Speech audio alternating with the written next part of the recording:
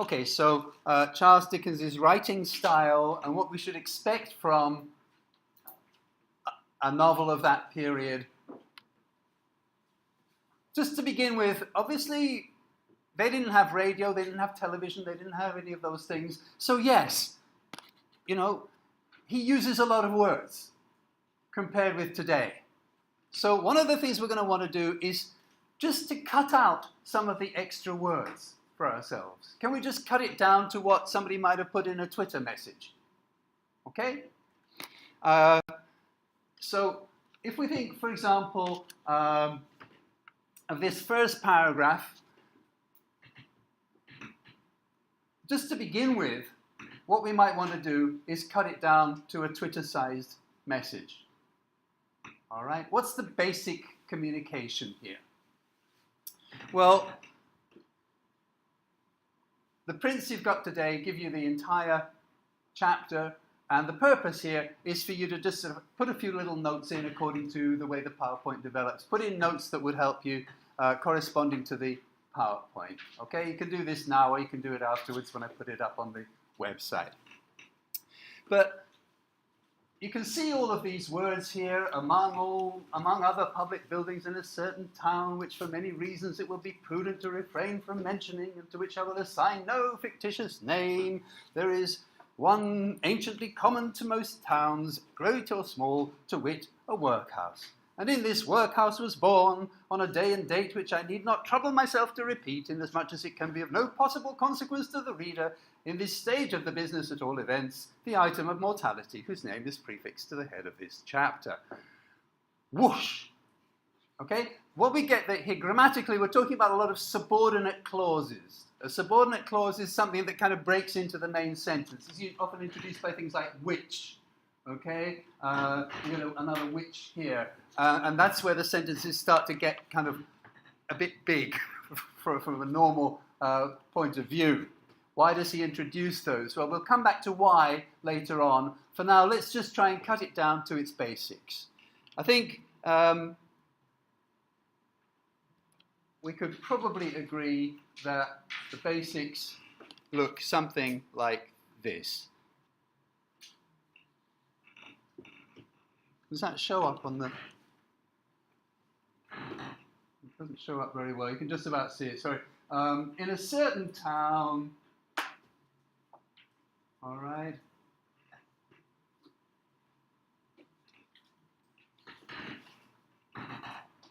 There is a workhouse. That's the basic information. In a certain town, there is a workhouse. All of the rest of the words are kind of padding of a certain kind. We'll talk about what the point of that padding might be later on. But if we're going to just try to understand this, we need to be able to pick out that in a certain town there is a workhouse. Our brains, our eyes need to develop the ability to ignore, to a certain extent, all the padding, and to be able to pick out the gist, the basic information that the sentence is giving. All right? So, in a certain town there is a workhouse. That would definitely fit inside a Twitter message. Okay? And that's what we're trying to do here. We're just trying to cut it down to a Twitter-sized message. And the second half of the paragraph, and in this workhouse was born the item of mortality whose name is prefixed to the head of this chapter. Now, the item of mortality whose name is prefixed to the head of this chapter would push the whole thing over the length of a tweet. It would be longer than a Twitter message if we tried to include that. So we need to have the interpretative ability. We need to be not just picking out the main words, but sometimes interpreting them and understanding them in a shorter way. The item of mortality whose name is prefixed to the head of this chapter is, of course, Oliver Twist. Okay, that's the name that's prefixed to the head of this chapter, Oliver Twist. Okay, so we would need to kind of slightly translate that little expression. So what we'd end up with then would be and in this workhouse was born Oliver Twist. So if we take the top half there, in a certain town there's a workshop, that's a workhouse, and in this workhouse was born Oliver Twist. Well, that's it. That's a Twitter message that says the basic content of that paragraph, isn't it? Okay? So that's the first act that we would want to engage in order to understand something like that. Our brains would want to cut out a lot of the rest. And developing the ability to cut that out, the unnecessary stuff, is really important to reading a long 19th century novel like this. But on the other hand, you know, it's a valid question to say, well, if it's not necessary, why doesn't he just say, in a certain town there's a workhouse, and in this workhouse is born Oliver Twist? What does he give us all these other words for? What's the point of them? Well,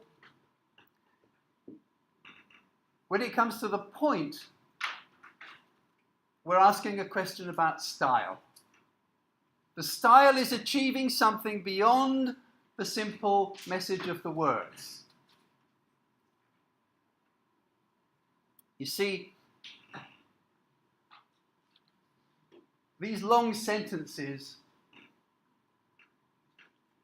express a certain tone.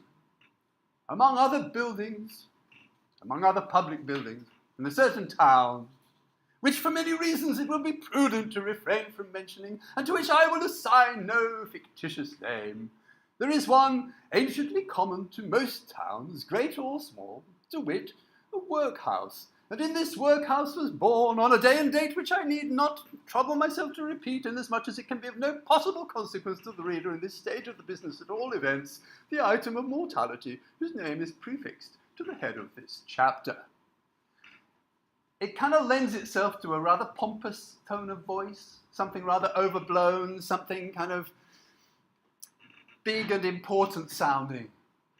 Right? It sounds as if something really important is being said here with all these fancy flourishes in the language. But of course, the basic message is very simple. Oliver Twist is born. And so, what's the effect of this technique? The effect is that there's a big contrast between the big, important, pompous-sounding language that you've got here and the very simple message that a baby is born. The hint for that comes in this expression, item of mortality. It's just a little shinutsumori mono, something that's going to die, an item of mortality, a baby. All right? Even there, he uses important sounding language, but you think, oh, he just means a little baby. All right? Now, this way of using language to create an effect of anticlimax, an effect that is not kind of da-da-dang, da-da-da-dang, something great, but da-dang, da-da-da-dang, something, you know, that's the opposite of what you expect, something kind of little and not really important. Okay? Certainly, a baby being born in the workhouse in those days would not be important. So, in terms of effect, it might be a little bit like, it's Chibi Mariko-chan. Okay? So, you've got this sort of drum roll build-up, or you've got this sense of something important happening, but behind it, it's just a silly little thing, or just an unimportant, trivial little thing. Okay? So, this technique is called, there are two names for it in English. It could be called bathos, or it could be called anticlimax. And that's basically what we've got here, some kind of pathetic, anticlimactic situation where all this big, important sounding language is only just about a little boy, a little baby being born. So it's not a pure example of bathos, because he does give things away a bit with the workhouse. The workhouse is not a place where anybody important would be born, so we kind of know that Oliver's birth is not going to be a big event on the social calendar. But basically you've got this contrast between the important sounding presentation and the insignificant little baby that's born. And the the effect of all this extra language is to create a sense of anticlimax. Okay, so if we start to appreciate the style, then rather than just feeling irritated about why doesn't he say it in tweet-sized, Twitter messages, we sort of think, oh, okay, yeah, I kind of get the feeling for what's happening in that first paragraph. Okay, so let's move on a little bit to the next paragraph. For a long time, after it was ushered into this world of sorrow and trouble by the parish surgeon, it remained a matter of considerable doubt whether the child would survive to bear any name at all, in which case it is somewhat more than probable that these memoirs would never have appeared, or, if they had, that being comprised within a couple of pages, they would have possessed the inestimable merit of being the most concise and faithful specimen of biography extant in the literature of any age or country. Well, again, let's try our summary techniques and see if we can pick out, the main bits of this. So, for a long time, it remained a matter of considerable doubt whether the child would survive. Okay, it seemed like the child was going to die. For a long time, it remained a matter of considerable doubt whether the child would survive. Okay? In which case, these memoirs would never have appeared. Okay? He wouldn't have written these memoirs, he wouldn't have written the book Oliver Twist if the baby had died. So that's the sort of basic idea there. Or if they had, they would have possessed the inestimable merit of being the most concise and faithful specimen of biography extant in the literature of any age or country. And again, we would need to interpret that a little bit. We need to kind of simplify that a little bit.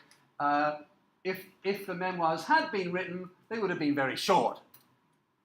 So probably he would not have written these memoirs, but if he had written them, they would have been very short. He would have just written, Oliver Twist was born, 5 minutes later, 10 minutes later, Oliver Twist died. In fact, he didn't even have a name. He was just a nameless baby because he got the name later on. Okay, so it would have been very short, and it would have been very faithful specimen of biography. It would have been very accurate. There would have been very little wrong with it. It would have been very truthful because it wouldn't have had very much detail.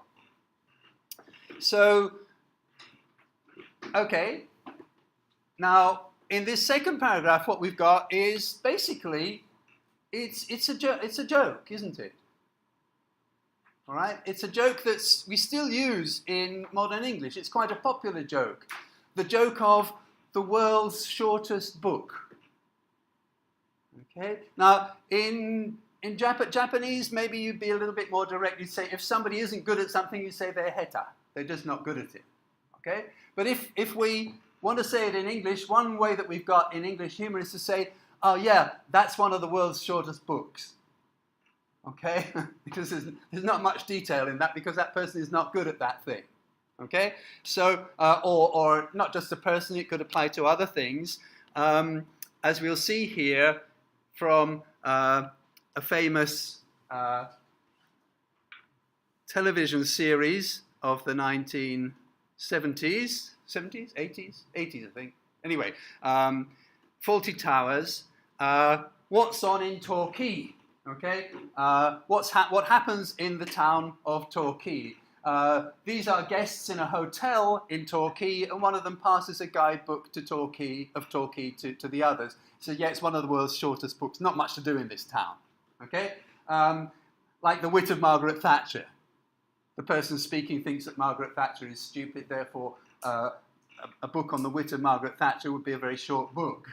And Great English Lovers. He speaks it with an English accent, native English speaker, but he's a very Italian, very Latin-looking person. He probably comes from an Italian family or something like that.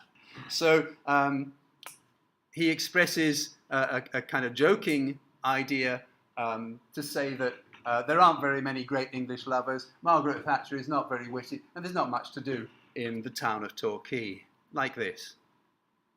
Do you have a guide to Torquay?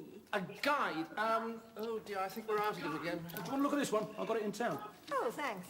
Yes, what's on in Torquay? Yeah, it's one of the world's shortest books. What? One of the world's shortest books. Like the Wit of Margaret Thatcher. Or Great English Lovers. Oh, it's very funny, isn't it, pal? Thank you. Okay, the hotel keeper does not think it's very funny. He obviously has a different understanding of how entertaining Torquay is, or how witty Margaret Thatcher is, or how great English lovers are. He feels quite insulted by the young man. Okay, so what Dickens has given us here is actually the grandfather of all those kinds of world's shortest books jokes. All right, so the second paragraph is really quite a success, because it's led to a whole genre of jokes, a whole kind of sub-genre of jokes about the world's shortest books. Okay, and so I won't go through the third chapter entirely. I'll just start off with the beginning of the first chapter.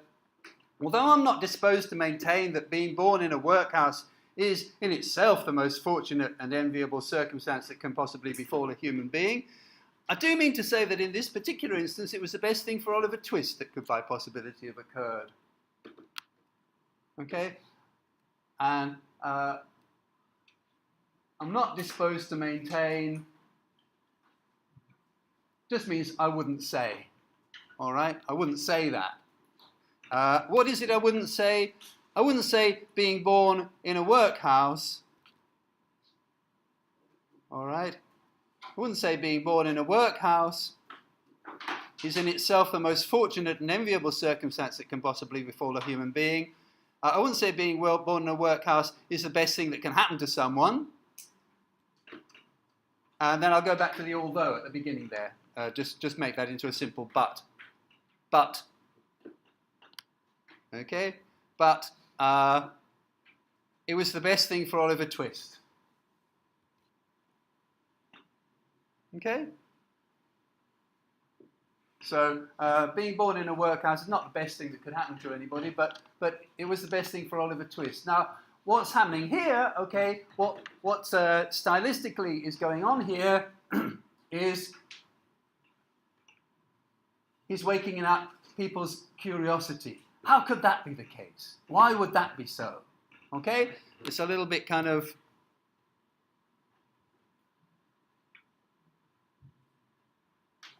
Okay? What do you mean it was the best thing? How could it be the best thing? That doesn't make sense. Okay? So, all right, it raises curiosity. How could it possibly be the best thing? All right, so just in those opening lines, he's done three quite significant things there. Let's look at them. Firstly, he said that there's a workhouse and Oliver Twist was born there, and he stylistically created that effect of an anticlimax. He makes it sound like this is important, this is the beginning of my novel, this is a great big thing, but it's only just this little Oliver. Then he's got this joking effect of it would have been a very short book if he had died, or if the book had been written at all. And then he's got this, it was the best thing for Oliver Twist to be born in the workhouse. He's got this sense of puzzlement that he's created in the reader. Curiosity. What's the value of the curiosity? It makes the reader want to read on.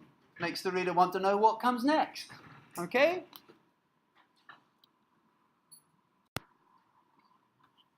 Okay, there was considerable difficulty in inducing Oliver to take upon himself the office of respiration. So basically, he was having difficulty breathing. Respiration. I wouldn't recommend us to use the dictionary very often. As much as possible when we're doing our reading, we should try not to use the dictionary too much. But to be honest, if you didn't know the word respiration, it would make a big difference to the way you understand this paragraph. So it might be a word that you say, okay, I need to check this word. Okay? So occasional use of the dictionary is fine, but most of the time I would just say keep on reading it, and if you probably decide, I don't really need to know that word. I can understand the basic meaning anyway. So don't be one of those people who tries to jump for the dictionary every time there's a word you don't understand, but occasionally it's going to be useful. If you don't know that respiration equals breathing, then you're going to have a problem understanding this paragraph, aren't you? So he was rather unequally poised between this world and the next. Again, if we translate this world and the next, I don't think it's too difficult to understand that. This world would be life, and the next would be death. So that we'd end up saying that basically Oliver was having difficulty breathing. It wasn't clear if he would live or die. Okay? It's a troublesome practice, but it's one which customers rendered necessary to our easy existence. And for some time he lay gasping on a little flock mattress, rather equally poised between this life and the next, the balance being decidedly in favour of the latter.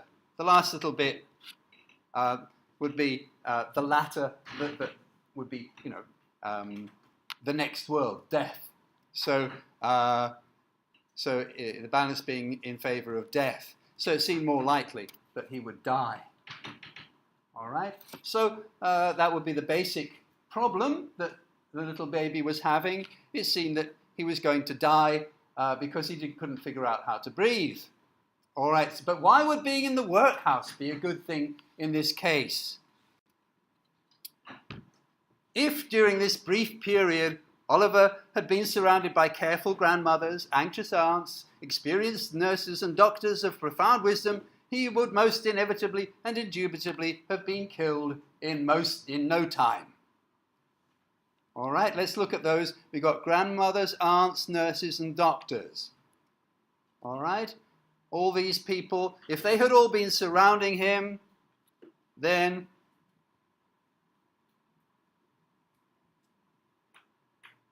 he would have been killed. All right, that's the message. Okay, and he leaves it up to our imagination, really, to think about what would happen if there were grandmothers, aunts, nurses, and doctors all surrounding him. But can you imagine what it might be like? One of them would be saying, "Oh dear, put him on his back," and another one would be saying, "No, put him on his tummy." Another one would be saying, "Let me have him here. I'll lift him up by his feet.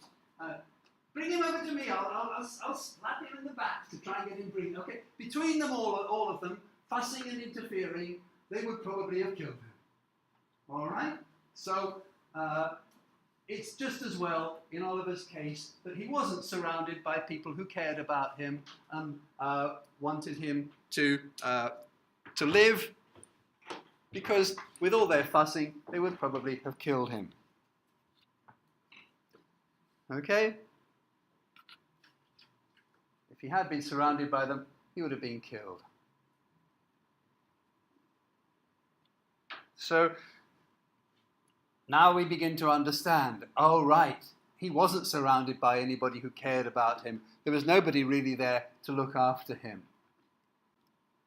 So the next section, there being nobody by, however, but a pauper old woman who was rendered rather misty by an unwanted allowance of beer, and a parish surgeon who did such matters by contract, Oliver and nature fought out the point between them. The result was that after a few struggles, Oliver breathed, sneezed, and proceeded to advertise to the inmates of the workhouse the fact of a new burden having been imposed upon the parish by setting up as loud a cry as could reasonably have been expected from a male infant who had not been possessed of that very useful appendage, a voice, for a much longer space of time than 3 minutes and a quarter. So we get the basic message that the little boy works out by himself how to breathe. There being nobody by, Oliver and nature fought out the point between them. There was nobody else to kind of interfere with the process. So the little baby worked it out by himself. After a few struggles, Oliver breathed, and then he set up a loud cry. Okay, there was no one around, so Oliver and nature fought it out together. After a few struggles, Oliver breathed and started to cry. Okay, so we've got basic gist of that section.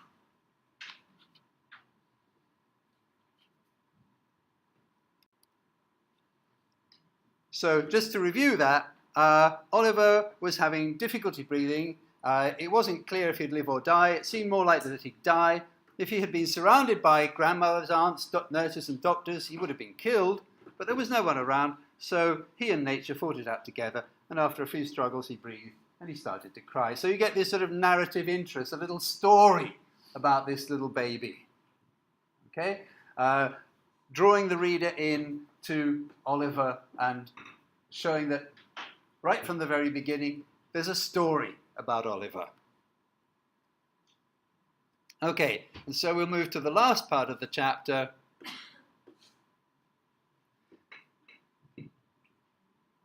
Okay, I'll just noticing at the bottom there that Dickens leaves it to the reader to imagine exactly how those grandmothers and so on would have killed Oliver. He engages the reader in imagining, oh, I see what you mean, rather than saying it all directly. Just, they would have killed him in no time, leaving the reader to imagine what that would mean. That way of setting up a two-way relationship, forcing the reader to interpret things, forcing the reader to think, what do you mean they would have killed? Oh, I see what you mean. Okay, so forcing the reader to do a little bit of thinking for himself or herself, engaging the reader in the process of the story. Okay, and so on to the last part of the chapter. As Oliver gave this first proof of the free and proper action of his lungs, the patchwork coverlet which was carelessly flung over the iron bedstead rustled. The pale face of a young woman was raised feebly from the pillow, and a faint voice imperfectly articulated the words, "Let me see the child and die." The surgeon had been sitting with his face turned towards the fire, giving the palms of his hands a warm and a rub alternately. As the young woman spoke, he rose, and advancing to the bed's head, said with more kindness than might have been expected of him, "Oh, you must not talk about dying yet." So we get another character introduced into the situation. We knew that there was a doctor, a surgeon who did these things on contract, but wasn't paying much attention, sitting by the fire, not really looking after the baby.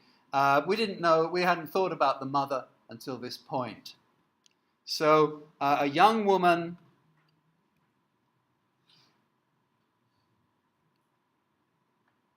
and again, we make the obvious interpretation. He doesn't sort of push it that it's Oliver's mother. He leaves us to understand that it's Oliver's mother. Oliver's mother, and she says, "Let me see the baby and die." "Lord, bless her dear heart, no," interposed the nurse. Now again, we knew that the nurse was there, that there was this kind of drunken lady there. The doctor says, "Oh, you mustn't think about dying. Don't talk about dying." And "Lord bless her dear heart, no," says the nurse. No, she shouldn't think about dying. Hastily depositing in her pocket a green glass bottle, the contents of which she had been tasting in a corner with evident satisfaction. We understand that she was drinking alcohol. "Lord bless her dear heart, when she has lived as long as I have, and had 13 children of her own, and all of them dead except 2, and them in the workhouse with me, she'll know better than to take on in that way, bless her dear heart. Think what it is to be a mother. There's a dear young lamb, do." Apparently, this consolatory perspective of a mother's prospects failed in producing its due effect. The drunken nurse is trying to cheer up the mother by saying, "Just imagine, this is your first child. Imagine what it'll be like when you've had 13 like me. And most of them dead, Okay, 'cause only 2 of them survive, and they're in the workhouse, just as she is. She's the nurse to the baby, but she's just an old woman working in the workhouse. Obviously, that does not cheer up the young woman as much as you might, as the nurse expected. So she's had 13 children, and all of them dead. Well, of course, that's not going to cheer her up, is it? It's not what the young mother is going to want to hear. So, in the Bible, you have Job, who is suffering, and his friends came and said all sorts of things to him that ended up making him feel much worse. The nurse here is a Job's comforter. She's somebody who tries to comfort a sick person, but in the end makes things worse. Think what it is to be a mother. And if what it is to be a mother is to have 13 children, 11 of whom die, well, that's not a very cheerful thought, is it? So this consolatory perspective of a mother's prospects failed in producing its due effect. It didn't have the result that the nurse wanted it to. It did not make the woman, Oliver's mother, feel more cheerful. And, okay, just to summarize that, the drunken nurse tried to cheer her up by telling her about her own 13 children, all of whom were dead except 2, but this didn't make Oliver's mother feel better at all. And the patient shook her head and stretched out her hand towards the child. The surgeon deposited it in her arms. She imprinted her cold white lips passionately on its forehead, passed her hands over her face, gazed wildly round, shuddered, fell back, and died. They chafed her breast, hands, and temples, but the blood had stopped forever. They talked of hope and comfort. They'd been strangers too long. "It's all over, Mrs. Thingamy," said the surgeon at last. "Ah, poor dear, so it is," said the nurse, picking up the cork of the green bottle which had fallen out on the pillow as she stooped to take up the child. "Poor dear." So basically, the woman took the child in her arms and died. That's really, if we're reading for gist, that's all we would really want to know there, isn't it? All the other details about, they give colour to the picture, all right? It gives colour to think of the drunken nurse picking up the child and at the same time picking the cork of the green bottle that she has her alcohol in. She's thinking more about the alcohol than about the little baby. And the general picture of how people don't really care is built up by that word, Mrs. Thingamy. Mrs. Thingamy. Did Dickens plan? It's Nantoka-san. Okay? Was it an accident? Did he forget to put it? Did he just put in Thingamy, think I'll come back and put in a name later on? Or was it wazato? Was it intentional? Just to give her the name Nantoka-san. Okay? Mrs. Thingamy. All right? Which isn't a name at all. But all these little touches create a picture of these people don't care about who lives or who dies. It's the workhouse. Life is cheap. All right? The doctor doesn't care what the nurse's name is. The nurse cares more about her alcohol than about the little baby. And the most important information, that the mother took the child in her arms and died. Okay, so we're getting well into the chapter now, and what happens next? The surgeon says, you needn't mind sending up to me if the child cries, nurse, said the surgeon, putting on his gloves with great deliberation. It's very likely it will be troublesome. Give it a little gruel, a kind of thin soup. Give it a little gruel, if it is. He put on his hat, and pausing by the bedside on his way to the door, added, "She was a good-looking girl, too. Where did she come from?" "She was brought here last night," replied the old woman, "by the overseer's order. She was found lying in the street. She had walked some distance, for her shoes were worn to pieces, but where she came from, or where she was going to, nobody knows." The surgeon leaned over the body and raised the left hand. The old story. he said, shaking his head. No wedding ring, I see. Ah, good night. Yappari. The woman is not married. Okay, it's an orphan baby to an unmarried mother. The medical gentleman walked away to dinner, and the nurse, having once more applied herself to the green bottle, sat down on a low chair before the fire and proceeded to dress the infant. Okay, so the doctor tells the nurse to give the baby a little gruel if it's troublesome and asks where the mother came from. Probably by now you're getting this kind of detail yourselves. And the nurse says no one knows where she came from. The doctor notices that she has no wedding ring, and he leaves, and she carries on drinking and starts to dress the baby. So the story moves on in that way. And another little bit of irony as the baby is dressed. What an excellent example of the power of dress young Oliver Twist was. Wrapped in the blanket which had hitherto formed his only covering, he might have been the child of a nobleman or a beggar. Until he was dressed, he could have been anybody. It would have been hard for the haughtiest stranger to have assigned him his proper station in society. But now that he was enveloped in the old calico robes which had grown yellow in the same service, he was badged and ticketed and fell into his place at once. A parish child, the orphan of a workhouse, the humble, half-starved drudge, to be cuffed and buffeted through the world, despised by all and pitied by none. Now that they've wrapped him in that workhouse blanket that's been used so many times before, that dirty, filthy sheet, it's pretty clear that he is nobody at the bottom of society. Before he was dressed, he could have been anyone, but now it's clear that he's just someone to be mistreated, something to be looked down on. He's nobody's child, just a workhouse orphan. So, final review of this part of the last part of the chapter. Then Oliver's mother lifted her head up from the bed and said, "Let me see the child and die?" The doctor said, "Oh, you mustn't talk about dying yet." And the drunken nurse tried to cheer her up by telling her about her own 13 children, all of whom were dead except 2. But she didn't make Oliver's mother feel better at all. And the mother took the child in her arms and died. The doctor told the nurse to give the baby a little gruel. It was troublesome, if it was troublesome. And he asked where the mother came from.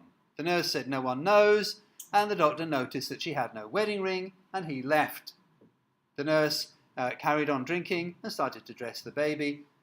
And before he was dressed, Oliver could have been anyone. Now, though, he's clearly a workhouse orphan, something to be mistreated, something to be looked down on. And final sentence, or final part of the text of the first chapter, Oliver cried lustily.